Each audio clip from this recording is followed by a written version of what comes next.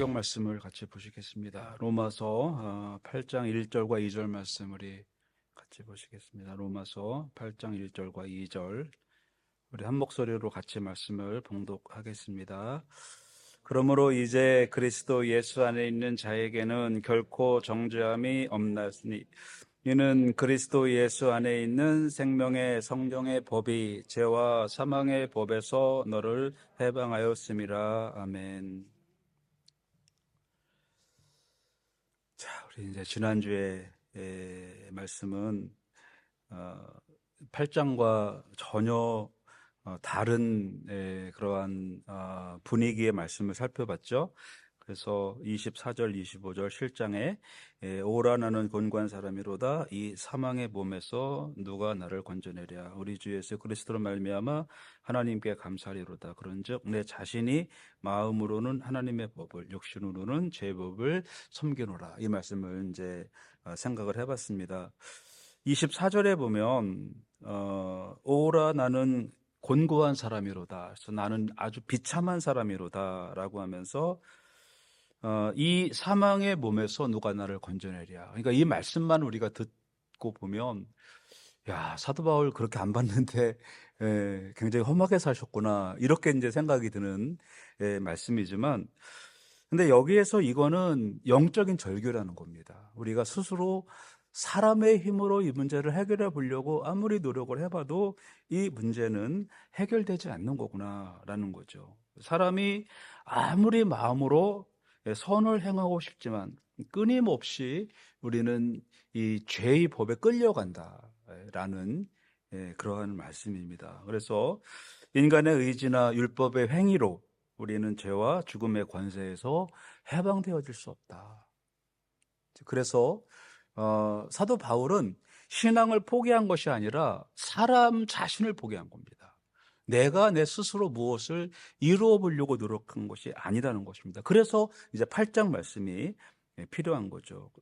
그래서 이어서 25절에 누가 나를 이 그 비참함 가운데서 나를 건져내겠느냐라고 하면서 25절에 가서는 우리 주 예수 그리스도로 말미암아 하나님께 감사하리로다. 그러니까 나는 할 수 없지만 이것을 해주신 분이 있다라는 거죠. 바로 그것이 25절에 나와 있는 우리 주 예수 그리스도로 말미암아 하나님께 감사하리로다라는 겁니다. 그러니까 내 힘으로는 안 됐지만 예수님이 해주셨으니까 되었다라는 그러한 겁니다.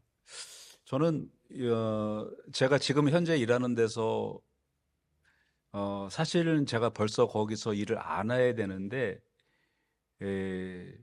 한국 사람이 너무 많은 거예요. 그래서 저는 그냥 거기 있는 게 사실은 돈 때문도 아니고 뭐 집은 가까워서 좋긴 하지만 근데 시간이 이제 너무 안 나서 사실 상당히 고민을 하고 있지만 제가 떠나지 못하는 이유가 한국 사람이 많으니까 전도하기가 그렇게 한국 사람 뭐 하는 데가 없잖아요. 네, 그래서 새로운 애들이 젊은 애들이 와갖고 이제 오면은 제가 얘기를 하고 교회를 데리고 나오려고 이렇게 하면 아예 들으려고를 하지 않아요. 네. 심지어는 자기가 모태신앙이라고 해서 나는 우리 교회 얘기하면 나올 줄 알았는데 안 나와요. 근데 지난주에도 또 어떤 한 분이 희망 고문을 저한테 해서 여기 그 올림픽 아파트에 사시는 분인데 우리 교회를 나오셔라. 원래 다니던 교회 나가시든지 아니면 우리 교회 나와라. 그 교회 안 나갈 거면 우리 교회로 와라 그랬더니 고민을 하시더라고요. 근데 여기 이제 올림픽 아파트에 사세요. 그래서 이런저런 얘기를 하니까 어저께 와가지고 목사님, 내 동생이 교회를 찾고 있는데 목사님 얘기하니까 목사님 교회 갈 것 같아요. 그래서 사실 그런 얘기를 들으면 전에는 되게 막 기대가 됐거든요. 다음 주에 나오겠다. 근데 너무 그런 얘기를 많이 듣다 보니까 뭐 주소 달라고 다음 주에 주일에 뵙겠다고 해서 예배 시간까지 다 보냈는데 아직까지도 우리 교회 안 나오는데 근데 어느 생각에 이게 사람이 하는 건 아닌다라는 생각이 들어요. 이 정도 얘기했으면 좀 들어야 되는데, 뭐, 증거도 대주고, 뭐, 창조과학도 얘기해주고, 성경 말씀도 얘기해주고, 뭐, 기독교 역사도 얘기해주고, 또 복음도 얘기해주고, 뭐, 다른 뭐, 불교랑 또 비교해서도 얘기해주고, 근데 막 들을 때는 굉장히 관심 있게 들어요. 근데 막상 교회 나오라 그러면 교회를 안 나온단 말이죠. 그래서 모르겠습니다. 뭐 속고 안 속고의 문제가 아니고 항상 기대는 하지만 그분들은 나올 수도 있지 않을까. 왜 그러냐면 굉장히 열심히 교회를 다니셨던 분인데 교회가 흩어졌대요, 이번에. 그래 흩어지면서 교회를 다녀야 될 교회를 찾고 있는데 뭐 그러면은 말할 필요가 없이 그 목사님네 교회가 제일 좋은 것 같으니까 그 교회로 가는 게 맞을 것 같다고 얘기를 했더니 동생이 오히려 동생한테 이분이 전도를 했더라고요. 본인은 교회를 안 나오고 되게 좋은 교회고 뭐 노숙인 사역하는 교회고 그러니까 동생이 듣고 나더니 거기 좋은 교회인 것 같다고 가겠다고 그래서 제 전화번호 또 우리 교회 주소 다 보내줬거든요. 근데 이게 뭐가 문제냐면 사실 이게 신앙생활이라는 건 내가 사람에게 알려주고 또 어떤 내 의지와 내 힘이 필요한 것 게 아니고 사도 바울이 고백했던 것처럼 내 생각대로 되는 거 아니고 오직 여기 말씀처럼 우리 주 예수 그리스도로 말미암아 하나님께 감사드리로다. 여기에서 말씀이 나오는 것 같아요. 하나님이 여기에서 역사하시고 우리 현실이 이제 그 25절 뒤에 부분 나오는데 그런즉 내 자신의 마음으로는 하나님의 법을 육신으로는 죄의 법을 섬기노라. 그러니까 그분들도 교회를 다니셨던 분들이거든요. 그래서 마음으로는 갈등이 있어요. 하나 교회를 나가야 되는데 그래서 제가 이제 우리 동생 여기 보내주신다는 분에게 형님 이거 세상에 이거 뭐 많이 갖고 계시는데 우리가 얼마나 살겠냐 여기서. 근데 결국은 다 이거 없어질 거고 놓고 갈 거고 그런데 그 맞다는 거죠. 그런 얘기는 맞다는 겁니다. 그러니까 마음으로는 하나님의 법을 따르려고 노력을 해요. 그러나 현실적으로는 육신으로는 죄의 법을 따라가는 거예요. 그래서 제가 말씀드렸던 것처럼 지난주에도 이 그 두 가지가 내 안에서 이 죄의 법과 생명의 법 이 두 가지가 계속 갈등하고 있다라는 건 그래도 아직까지는 생명이 있다라는 겁니다. 근데 어느 날 갈등이 사라지는 그 순간에는 이제는 사망의 법에 빠질 수밖에 없다라는 거예요. 근데 진정한 성도들은 사도 바울의 모습처럼 이제 8장에 들어가서 계속 얘기가 나오지만 이것은 7장의 마지막 24절, 25절 말씀은 내가 신앙생활을 포기했다 그런 게 아니고 정상적인 영적인 전투라는 겁니다. 내가 신앙생활을 하는 동안에는 내 안에서는 계속 이러한 전투가 벌어진다는 거예요. 저라고 해서 또 뭐 장로님들이라고 해서 아니면 권사님들이라고 해서 이런 영적인 그 갈등과 전쟁이 없냐? 이것은 예수님이 오시는 그날까지 영적인 전투 가운데 살아간다라는 것입니다. 그래서 이러한 그 아주 절규를 하고 나서 이제 8장으로 넘어갑니다. 그래서 8장에서 받는 말씀은 이게 7장의 아주 철저한 고백에서 8장이 나오는 거예요. 그러므로 이제 이렇게 나오죠. 그러므로 이제. 그러니까 여기에서 이 그러므로 이제라는 것은 단순한 접촉사가 아니고 어떤 대전환이 일어났다는 겁니다. 대전환.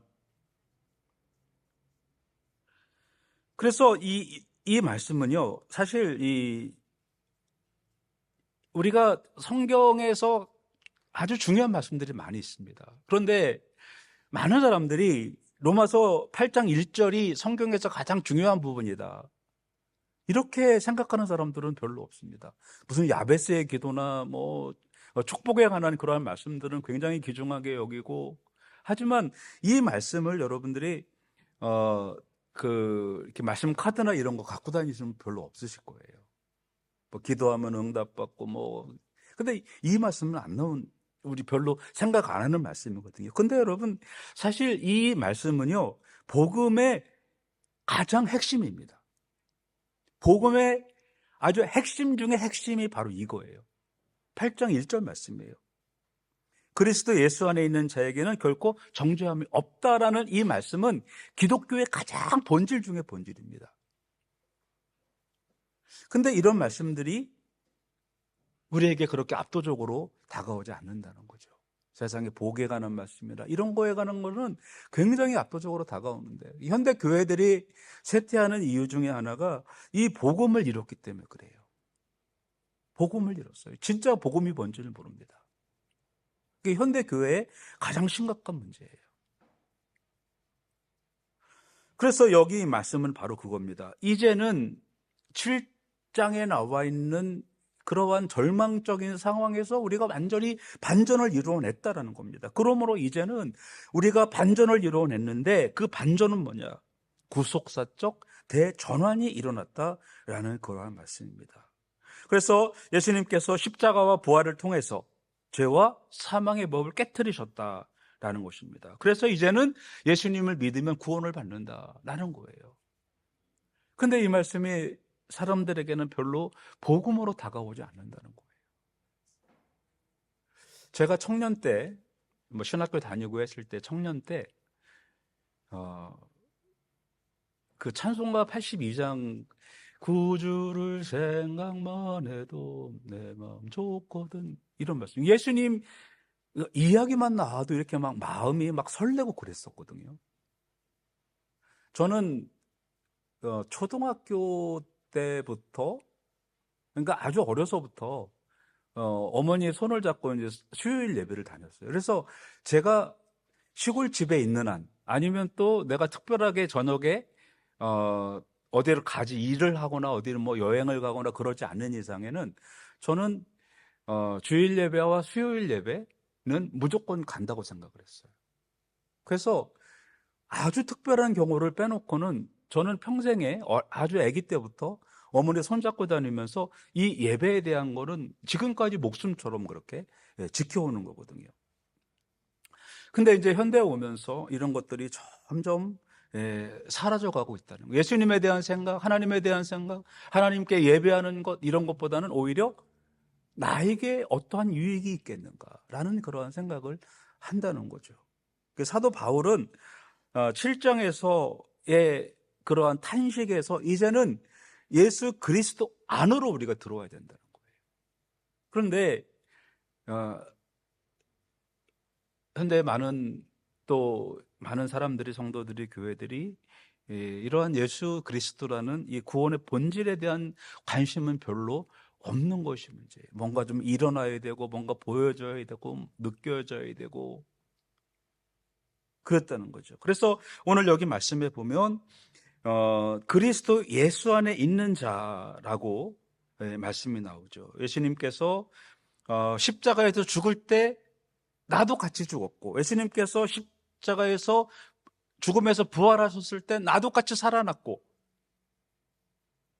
그래서 이제는 죄와 사망에서 해방되어서 예수님과 연합하는 그러한 사람들, 예수 그리스도 안에 있는 자들, 이러한 믿음 생활을 해야 된다는 것입니다. 그런 사람들에게는 결코 정죄함이 없나니라고 말씀을 하고 있어요. 결코 없다, 이 말은 예외가 없다라는 거예요. 예수님 안에 있는 사람들은 모두가 구원받는다, 예외가 없다라는 거예요. 근데 그럼에도 불구하고 그러면 7장은 또 뭐야, 이렇게 되잖아요. 중국에 가면 저도 영상으로밖에는 못 봤지만, 중국에 가면 1,000몇백 미터 높이에 있는 그 유리 바닥이 있더라고요. 영상으로만 봤습니다. 근데 그 유리는, 이게 저쪽까지 유리 바닥이에요. 근데 밑에는 아주 까마득한 1,000m가 넘는 그러한 그 계곡이 거기 있어요. 근데도요, 아무리 건정하고 담력이 센 사람도요, 거기를 제대로 걸어가는 사람이 없어요. 어떤 사람들은 기어가요. 어른들이 무서워가지고. 또 저는 또 원래 겁이 많은 사람이라 저는 근처에도 못 갈 것 같아요. 근데 아무리 담력이 센 사람도요, 거기 유리바닥으로 된 저기까지 걸어가는 거기를 제대로 걸어가는 사람이 없어요. 안전함에도 불구하고. 그죠? 이게 우리가 세상에 산다는 것이 그겁니다. 내가 예수님을 믿지만, 유리 바닥을 걸어가도 떨어지지 않는다는 건 알지만, 우리가 세상에 살기 때문에 그러한 불안감을 가지고 살아가는 거예요. 그럼에도 불구하고 우리가 알아야 될 건 뭐냐? 우리는 결코 정죄함이 없다라는 겁니다. 이 말씀은 뭐냐면, 결국 우리는 다 천국에 가는 구원받은 사람들이라는 겁니다. 그러니까 어느 누구도, 저나 여러분이나 어느 누구도 이제는 이러한 그 7장에 있는 거기에서 벗어나서 예수 믿는 사람으로 구원받은 그러한 삶을 살아가야 된다라는 것입니다. 그래서 7장과 8장은 전혀 다른 것이 아니고 7장과 8장은 연결되는 부분이라는 겁니다. 7장의 영적인 침체, 이 자책감 속에서 살아간다면 이제 8장에 들어와서 위대한 영적인 질서가 우리에게 주어지는 겁니다. 7장에서는 나는 왜 안 될까? 나는 왜 여기에 머물러 있어야 되나? 라는 그러한 탄식은 무엇이냐면 내가 필요한 것은 예수님이다 라는 거예요. 내 스스로는 이 문제를 해결할 수가 없다라는 것입니다.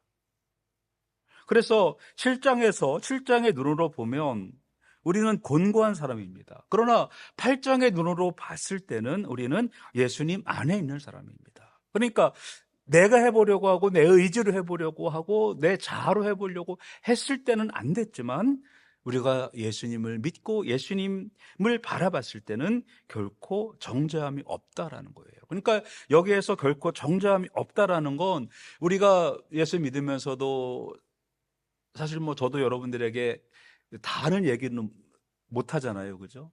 근데 저도 사실 이렇게 살다 보면 불안한 때도 있고 우리가 가는 게 맞는 건가? 우리 교회가 제대로 되겠는가? 이런 생각을요. 저도 왜 안 하겠습니까? 사람인데. 또 이런 얘기하면 목사님이 저 믿음이 없다고 할 수도 있지만 이게 어떤 땐 사람의 생각이 들어갔을 때는요. 이게 의심하게 되고 불안할 수밖에 없어요. 그랬다고 우리가 구원을 못 받는 게 아니라는 겁니다. 예외 없이 다 구원을 받지만 우리가 유리 바닥을 걸어가는 것처럼 그 바닥을 저쪽으로 걸어가는 것처럼 안전하지만 겁이 난다는 거죠. 우리가 살아가는 게 그렇다는 겁니다.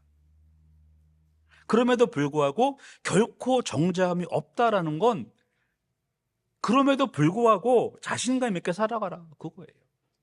자신감 있게 예수 믿는 사람으로서 구원받은 사람으로서 담대하게 살아가라는 거예요.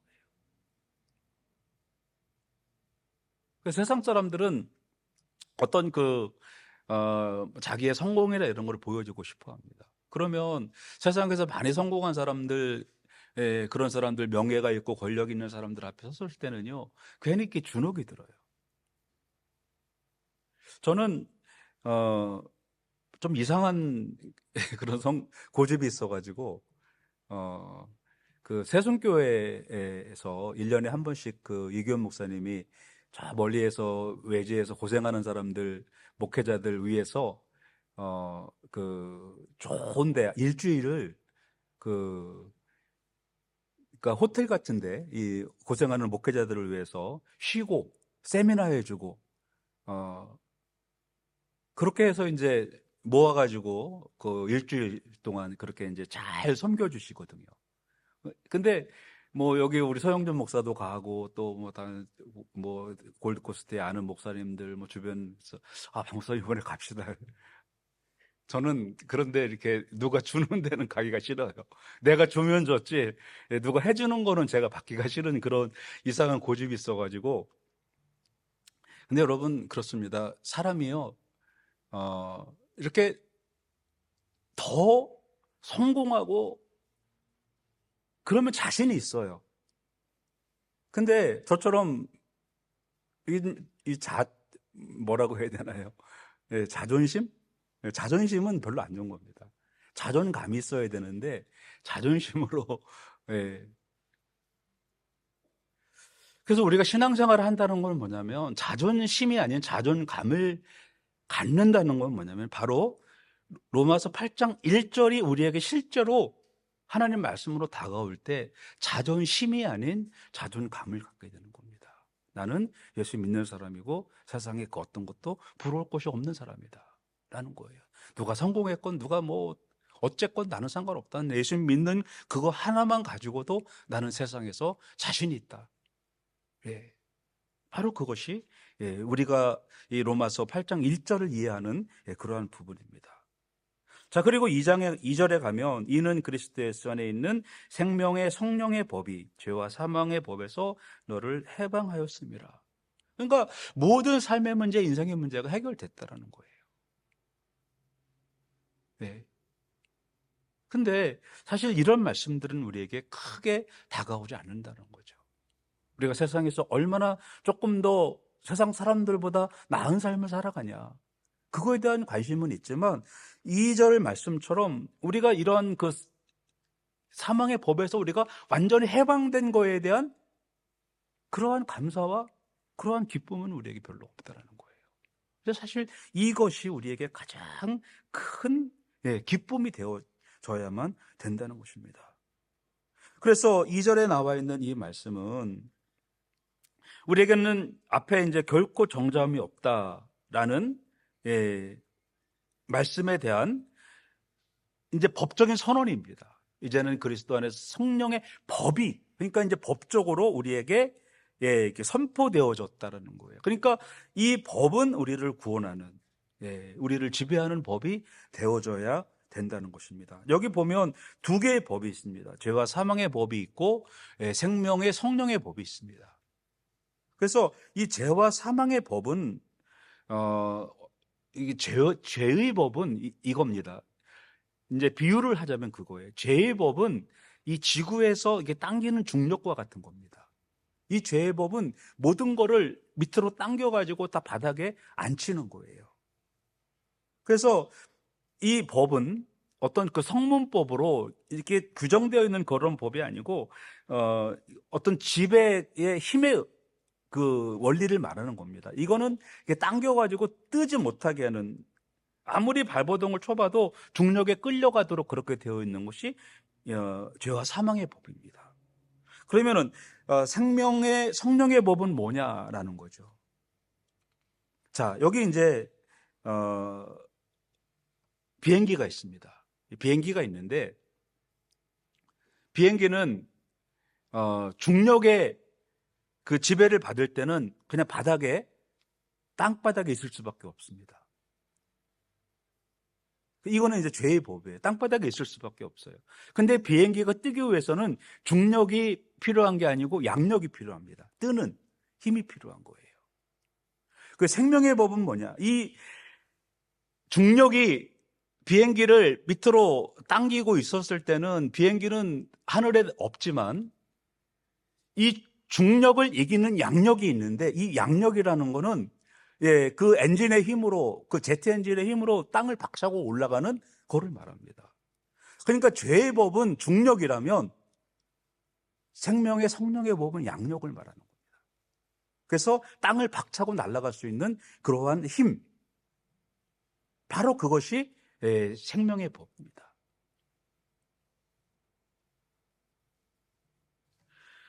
자, 7장부터 다시 보시면 7장은 우리 인간들의 가장 비참한 상태를 말합니다. 죄와 사망의 법에 사로잡혀 있는 사람들, 누가 나를 건져내랴. 우리가 7장에서 봤을 때는 이게 절망적인 상황이에요. 그러나 8장 1절에 들어와서 사도 바울께서는 이 법정적 선언을 합니다. 누구든지 예수 안에 있는 자에게는 결코 정죄함이 없다. 선언이 됐어요. 그러면 이 법이 맞다라는 합법적인 근거를 대야 되는데, 이 합법적인 근거가 바로 생명의 성령의 법이라는 겁니다. 죄의 법은 우리를 땅에 붙여놓지만 성령의 법은 이 중력을 거부하고 날아오르는 양력이라는 것입니다. 그래서 우리는 더 이상 중력의 지배를 받지 않고 이 세상, 이 죄의 지배를 받지 않고 이 죄를 거부하고 하늘로 날아올 수 있는 그러한 양력의 지배를 받아야 된다는 겁니다. 근데 우리가 날아다니려면 연료가 필요하죠. 뜨려면 연료가 필요합니다. 바로 그것이 생명의 성령의 법이라는 것입니다. 이게 없으면 우리는 이 땅에서 떠오를 수가 없다라는 거예요. 그리고 너를 해방하였습니다. 이 말씀도 사실 우리가 이제 헬라어를 잘 모르니까 이해가 조금 어려운 부분이기도 하지만, 여기서 너를 해방하였습니다. 이거는 과거 시제입니다. 해방 이미 되었다라는 거예요. 부정 과거 시제인데 이미 우리는 해방되었다. 언제 해방되었냐? 그리스도 예수께서 십자가에서 숨을 거두시고 죽음에서 부활하셨을 때 우리는 이미 그때 해방이 되었다라는 거예요. 바로 그 말씀을 하고 있는 것입니다. 그래서 이제는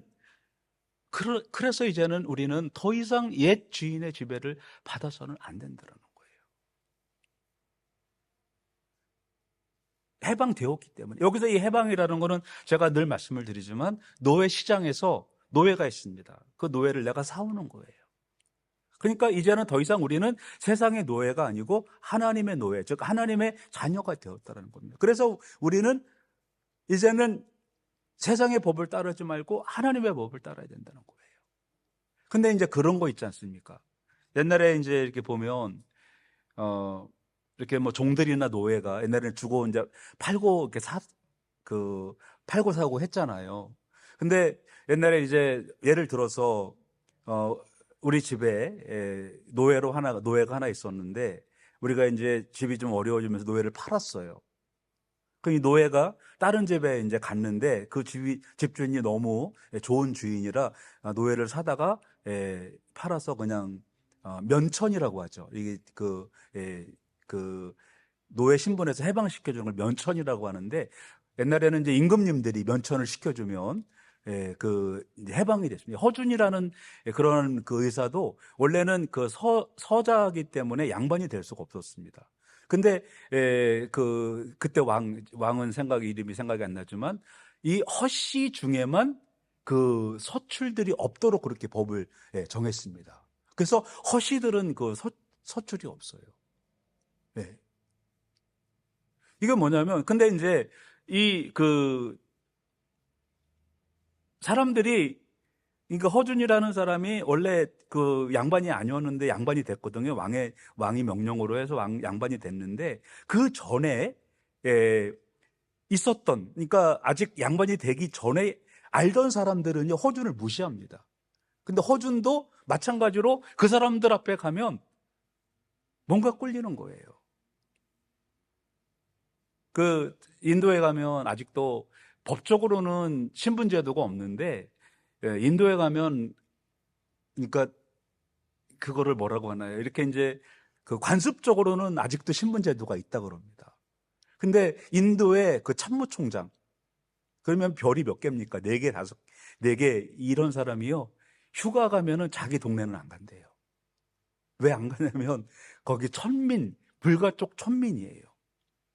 그래가지고 휴가 가면 동네 사람들이 천민 왔다고 오히려 그 참모총장을, 장군을 놀리는 거예요. 그러면 그분은 아무리 그 인도에서 참모총장이어도 별이 4개, 5개여도 자기 고향에 가면 뭔가 쫄리는 거예요. 그런 것처럼 우리가 이 죄의 법에 있었기 때문에 우리가 신분이 바뀌었으면 우리는 완전히 새로운 신분을 가지고 살아가야 되는데, 옛날에 이 죄의 법을 따랐던, 죄의 노예로 살았던 그 신분에서 아직도 우리가 벗어나지 못하고 그냥 세상에만 나가면 기회가 죽어가지고, 사단이 그럽니다. 너 옛날에 내 노예였지 않냐? 그랬을 때 무슨 소리 하는 거냐고, 나는 지금 하나님의 자녀가 됐는데 니값 것 무슨 내가 네 노예였냐고 이렇게 해야 되는데, 그러면은 그냥 뭔가 쫄리는 거예요. 세상에 나가면. 우리가 이미 해방되었음에도 불구하고 세상에 나가면 아직도 해방되지 못한 그 노예 신분으로 살아간다, 그런 말씀이에요. 그래서 제발 오늘 사도 바울께서 2절에서 선포하는 말씀은 이미 우리는 해방되었다. 우리는 더 이상 죄의 노예가 아니다. 세상에 나가서 이 세상에 우리가 쫄릴 필요가 하나도 없다라는 거예요. 그래서 이거는 완전한 법적인 해방이요, 그리스도인의 정체성과 영적인 승리에 대한 선언문이라는 겁니다. 그래서 우리는 정말 이 세상에서 예수 믿는 사람으로서 아주 그냥 담대한 마음으로 살아가야 된다, 그러한 말씀을 하고 있는 것입니다. 그래서 1절 말씀은 우리는 완전히 해방되었다. 예수님의 그 그리스도의 완벽한 공로로 완전히 해방되었다. 그래서 우리는 흔들려서는 안 된다. 그리고 2절에 와서는 이제 제2 지배로부터 실제적인 해방을, 성령의 법이 그거를 우리에게 그 증거를 해 준다라는 것입니다. 그래서 오늘 여러분들 꼭 잊지 말아야 될 것은, 죄의 법은 중력이라고 생각하시면 돼요. 우리를 땅에 붙여놓고 뜨지 못하게 합니다. 근데 이 중력을 이기는 방법은 딱 한 가지예요. 양력이 필요합니다. 또 올라가야 됩니다. 그러니까 중력의 지배를 받지 않고 하늘을 자유롭게 날아다닐 수 있는 것은 바로 양력이라고 하는데, 이 양력을 갖기 위해서는 우리가 오늘 이 죄에서 해방되었다라는 것, 우리는 더 이상 세상에 속한 사람들이 아니라는 것, 나는 크리스찬이고 나는 이 세상에서 그 어떤 것도, 나는 세상의 것에 대해서는 전혀 쫄릴 게 없는 사람이다. 세상에서 어떤 것으로 와도, 권력으로, 명예로, 재물로 와도 나는 예수 믿는 것, 예수 믿고 구원받은 것, 이것이 그 어떤 것보다 나는 가장 나에게 큰 힘이다 라는 것을 선포할 수 있는 그러한 사람들. 그래서 우리는 7장에 우리가 아닌 8장에서 당당하게 선포하고, 예수님 안에서 이제는 정죄함이 없고 생명의 성령의 법이 우리를 지배한다라는 이 말씀을 우리가 당당히 선포하면서 살아가야 되는 것입니다. 우리 한번 같이 기도하겠습니다. 우리 기도할 때 세 가지 이제 같이 제가 기도 제목을 드릴 텐데, 내 연약함에 머물러 있지 않고 예수 안에 자유를 누리게 하여 주시옵소서. 여전히 우리는 죄에서 해방되었고 세상에서 해방되었다라고 말하지만, 우리가 세상에 나가면 아직도 이 세상에서 사단의 노예로 살았을 때 그렇게 쫄렸던 것처럼, 하나님, 우리가 세상에 나가면 여전히 우리가 위축되지 않는지 이 시간 우리가 한번 생각하게 해주시고, 내 감정이나 또한 나의 삶의 모습이 아닌 예수 그리스도를 믿는, 죄와 사망의 법에서 해방된 그러한 나 자신을 바라보면서 기도하시면 좋겠습니다. 그리고 두 번째는 이 그 죄의 중력에 지배받지 않고 하늘로 자유롭게 날아다닐 수 있는 양력, 성령의 법이 나를 지배하게 해달라고. 그래서 이제는 이 세상 죄에서 날라서 정말 이 하늘을 자유롭게 날아다닐 수 있는 비행기처럼 우리가 이 중력을 거부할 수 있는, 죄를 거부할 수 있는 그러한 능력의 신앙인이 되게 하여 주시옵소서. 우리가 두 번째 기도 제목, 그 다음에 세 번째는 영적인 전투에서 낙심치 않게 하여 주시옵소서. 이제는 이미 우리가 해방되었다라고 말씀해 주셨습니다. 그것은 우리 해방될 것이다가 아니고, 예수님께서 십자가에서 죽으시고 부활하셨을 때 이미 우리는 구원받은 사람들이고, 그렇기 때문에 이제는 우리는 구원받은 사람으로서 살게 하여 주시옵소서. 우리가 이 말씀 가지고 같이 한번 기도하겠습니다. 하나님, 이 시간 우리의 연약함에 머물러 있지 않게 하여 주시옵소서. 예수님 안에서 자유를 누리게 하여 주시옵소서. 하나님 아버지, 감사합니다. 치열한 영적 전투 속에서도 우리를 정죄하지 아니하시고 생명의 성령의 법으로 우리를 승리하게 하시니 감사합니다. 우리가 죄의 법으로 아버지 이 땅에 이 중력이 우리를 붙잡고 있는 것처럼 우리가 세상에서 꼼짝달싹도 못하는 것이 아니고, 우리가 양력으로 성령의 법으로 우리가 이 땅에서 날아오를 수 있는 그러한 능력 있는 성도들이 될 수 있도록 하나님 함께하여 주시옵소서. 아버지, 세상의 법이 우리를 붙잡지 못하게 하시고, 이제는 더 이상 우리가 세상의 노예가 아니고, 이제는 우리가 더 이상 죄의 노예, 사단의 노예가 아니고, 하나님 하나님의 자녀가 되었음을 선포하고 당당히 나갈 수 있는 우리 능력의 신앙인들 될 수 있도록 하나님 함께하여 주시옵소서. 이제는 우리가 생명의 성령의 법이 우리를 주장하고 하나님의 백성이 된 것을 선포하고 승리하는 우리들 될 수 있도록 하나님 함께하여 주시고 역사하여 주시옵소서. 하나님, 그래서 이제는 더 이상 우리가 세상의 법을 따라가는 것이 아니라 하나님의 법, 이제 승리하신 우리 주님을 따라 승리하는 우리 브릿지교회 모든 성도들 되게 하여 주시옵소서. 오늘 특별히 간과 없는 것은 오늘 이곳에 나와 같이 기도하는 주님 종들을 기억하여 주시고 하나님 저희들의 사정을 아시고 저희들의 가정을 아시고 하나님 저희들의 형편을 아시오니 주님 보아주시고 기억하여 주시고 우리 모두가 승리할 수 있도록 하나님 아버지 함께하여 주시옵소서. 예수 그리스도의 이름으로 기도드립니다. 아멘.